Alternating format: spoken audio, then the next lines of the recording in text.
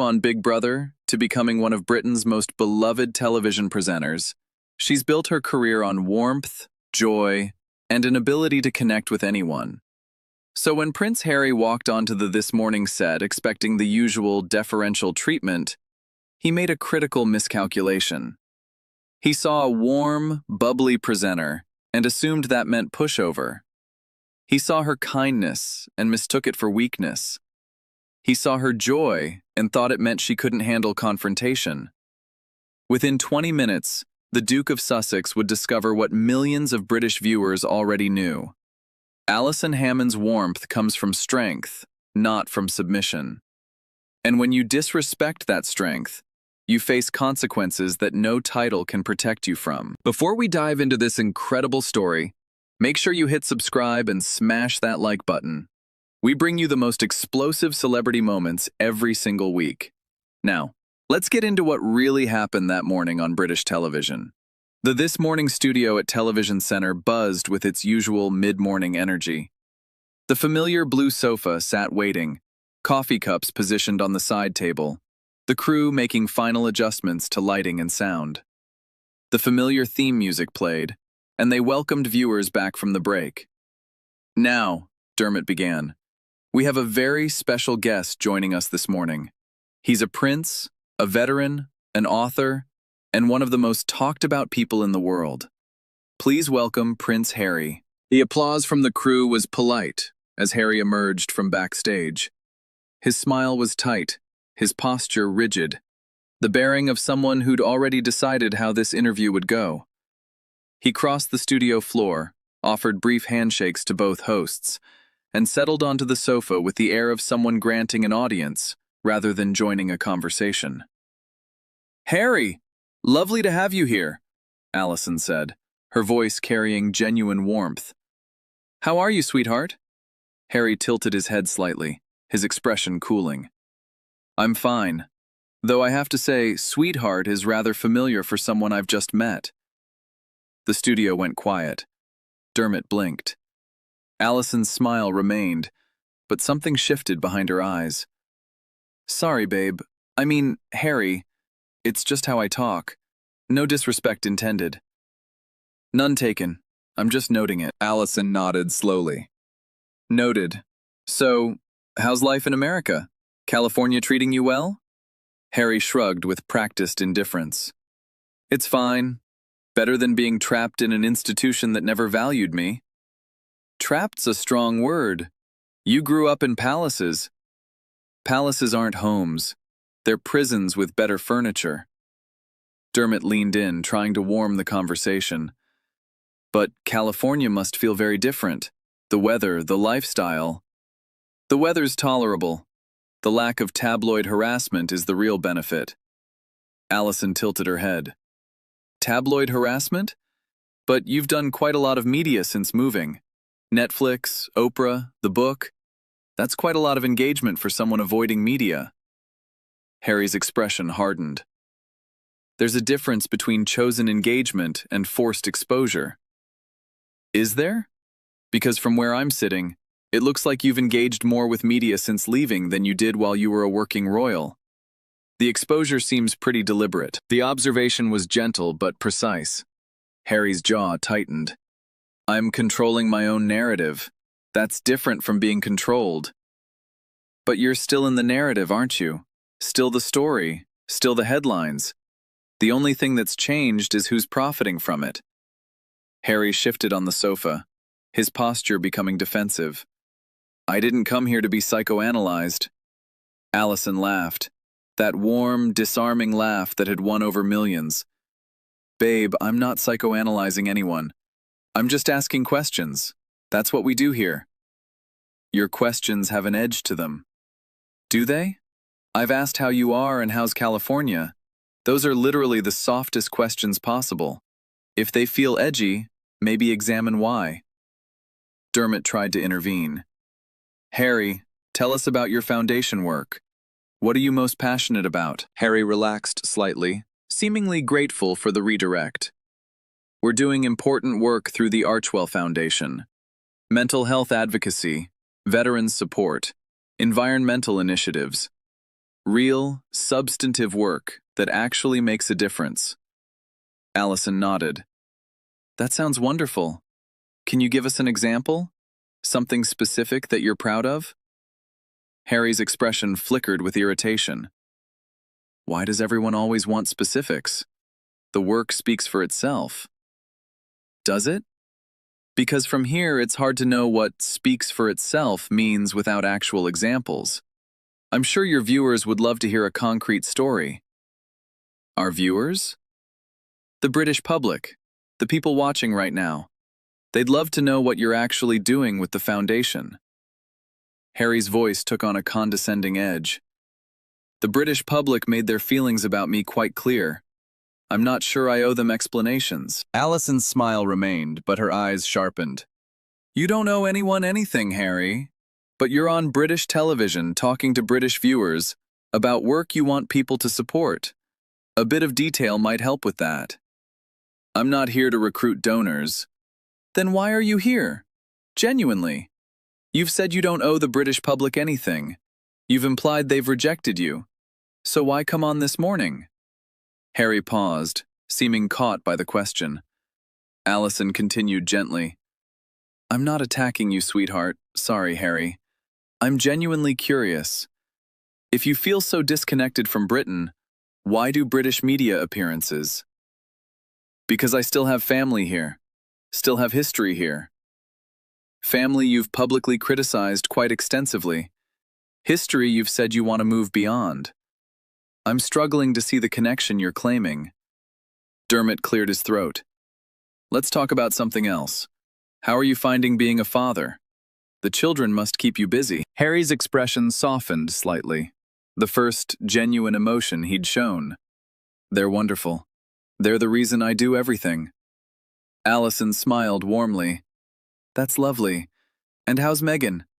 Being a mum suits her, I imagine. The warmth vanished instantly. Walls went up so fast the temperature in the studio seemed to drop. I'd prefer not to discuss my wife. Alison's eyebrows rose. Really? But you've discussed her extensively before. The documentary, the interviews, the book. She's been central to your public narrative. That was our choice to share. This is my choice not to. Fair enough. But you understand how that looks, right? You've made your relationship a major part of your brand, and now you're treating questions about it as intrusions. I'm not treating anything as an intrusion. I'm setting a boundary. A boundary you didn't set when you were promoting your projects. The boundary seems quite flexible depending on what you're selling. Harry's voice sharpened. I'm not selling anything today. Aren't you? You're on television. You've got foundation work to promote. You've got an image to maintain. That's all selling, Harry. Just because there's no price tag visible doesn't mean commerce isn't happening. Dermot shifted uncomfortably. Alison, maybe we should... No, I'd like to address this, Harry interrupted, his tone icy. You seem to have a lot of opinions about my motivations. Alison remained calm. I have observations. You've made certain claims about wanting privacy, about being persecuted, about building something meaningful away from the spotlight. I'm just noticing that your behavior doesn't always match those claims. That's observation, not opinion. It's judgment. Is it? Because pointing out contradictions isn't the same as judging. It's asking for clarification. You're welcome to clarify. I don't need to clarify anything to you. You don't need to. But you're on my show, having chosen to be here. And I'm asking you reasonable questions. Refusing to answer them is your right. But refusing angrily suggests the questions hit somewhere you don't want examined. The studio had gone quiet. The crew watched with barely concealed tension. This wasn't the usual this morning atmosphere. Warm, friendly, occasionally silly. This was something else entirely. Harry stood up slightly, then sat back down. A false start that betrayed his agitation. This isn't what I expected from this morning. Alison tilted her head. What did you expect? Something warmer, something less interrogative. I've been completely warm, Harry. I've smiled, I've been friendly. I've used pet names that you didn't like. The only thing I haven't been is accepting of non-answers. If warmth requires accepting whatever you say without question, then you've misunderstood what warmth is. That's not what I meant. Then what did you mean? Help me understand. Because from where I'm sitting, you seem to expect interviews without questions, platforms without scrutiny, warmth without honesty. Harry's face reddened. I expect basic respect. You've had nothing but respect. I've addressed you politely. I've listened to your answers. I've asked follow-up questions, which is what interviewers do. If that doesn't feel like respect to you, maybe your definition of respect is actually deference, and those aren't the same thing. Dermot tried again to intervene. Perhaps we could talk about your time in the military. That's something you've always been proud of. Harry seized the redirect, his posture relaxing marginally.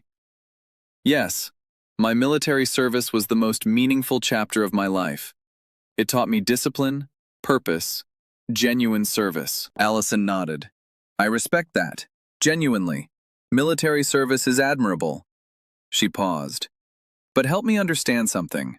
You've talked about how important service was to you, and then you left royal life, which is essentially a form of service, to pursue personal projects.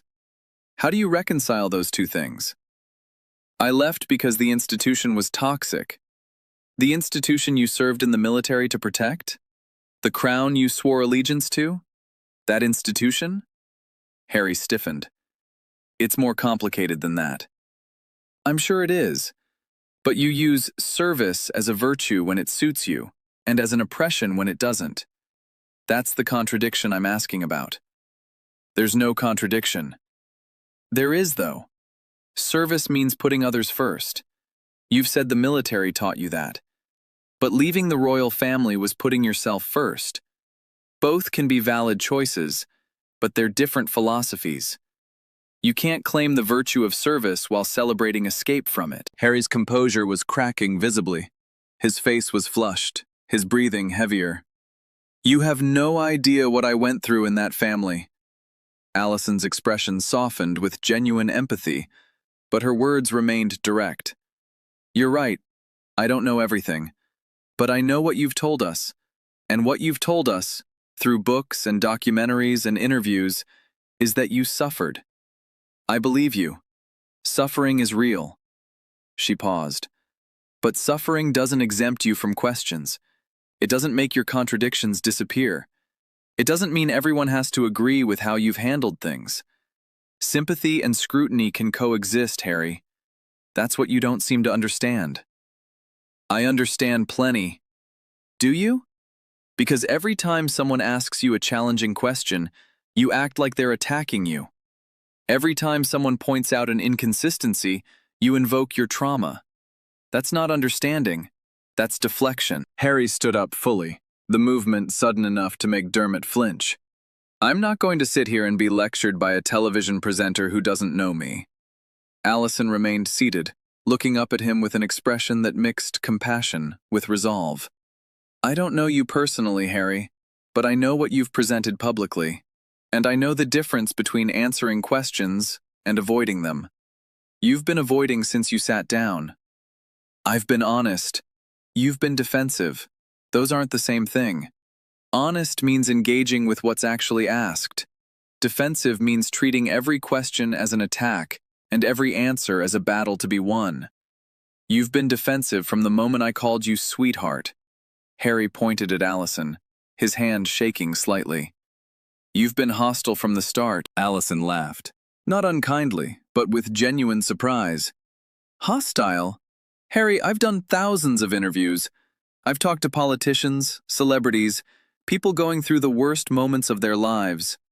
No one has ever called me hostile. Warm, sometimes too warm, sure. Giggly, definitely. But hostile? She shook her head. If I'm hostile, then the word has no meaning. I've been gentle. I've been curious. I've asked you to explain things you've said publicly.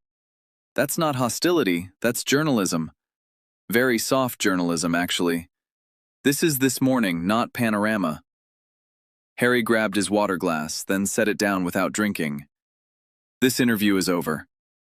Dermot stood up, trying to mediate. Harry, perhaps we can reset. Start fresh. Alison didn't mean to. I meant everything I said, Alison interrupted gently. I'm not going to pretend otherwise. But I'm also not going to apologize for asking fair questions. Harry stared at her. Fair? You've done nothing but poke at my life, my choices, my family. I've asked about your work, your happiness, and your wife. Those are literally the softest interview topics. If they feel like poking, maybe your life is more fragile than you're admitting. My life isn't fragile. Then why are you so defensive about it? Why can't you answer basic questions without getting angry? Why does every interview become a confrontation when you're the one who agreed to be here? The questions hung in the air like challenges. Harry had no answers that wouldn't prove her point. Alison continued, her voice softening. Harry, I actually feel for you. I do. I think you've been through difficult things. I think some of your criticism has been unfair. But I also think you've built so many walls that you can't tell the difference between enemies and allies anymore. I'm not your enemy. I was genuinely trying to have a nice chat. This hasn't been nice because you made it not nice. You came in cold. You bristled at a pet name.